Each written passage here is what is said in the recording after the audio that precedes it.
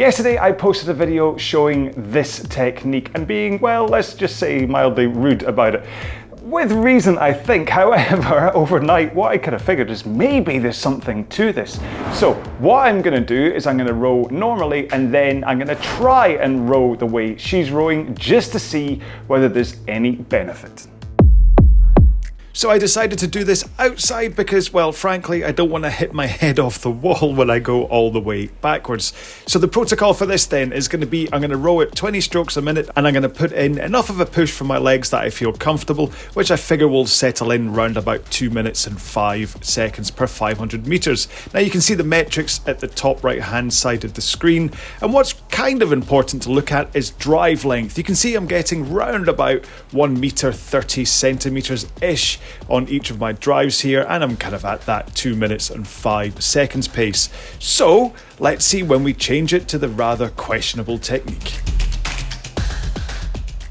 Now this is round about the same stroke rate, and I'm trying to hold the same perceived effort for a push from my legs, but obviously it's not a scientific test. The interesting thing though is take a look at my drive length. It's up in the kind of 140, 142 range. So I definitely am getting more length out of the stroke by doing this. However, my pace is pretty much the same. I'm at that kind of 203 to 205 range that I was before. Right, that's enough of that. I can hear the chiropractors beginning to swoop. So not unsurprisingly, for a row where I basically did the same perceived effort with my legs and the same stroke rate, I was round about the same pace. Maybe a tiny bit faster for a few of the strokes on that deep lay back because of the extra length. But at what price? Like, what do you have to do? The expenditure to get that extra length is ridiculous going into that deep lay back. And this isn't even taking into account the fact I'm gonna have to spend the next half hour massaging my back and my stomach muscles.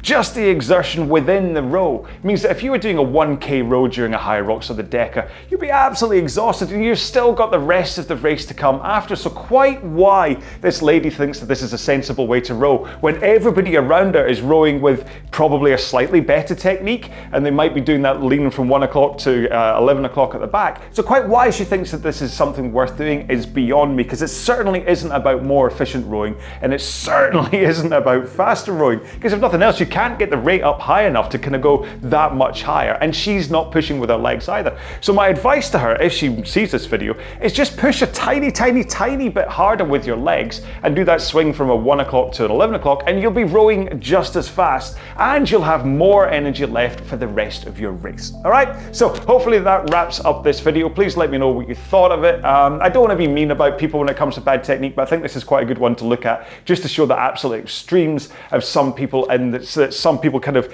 do need someone to whisper in their ear and go, please don't row like that. Okay, right, thanks so much for watching. Have a great day.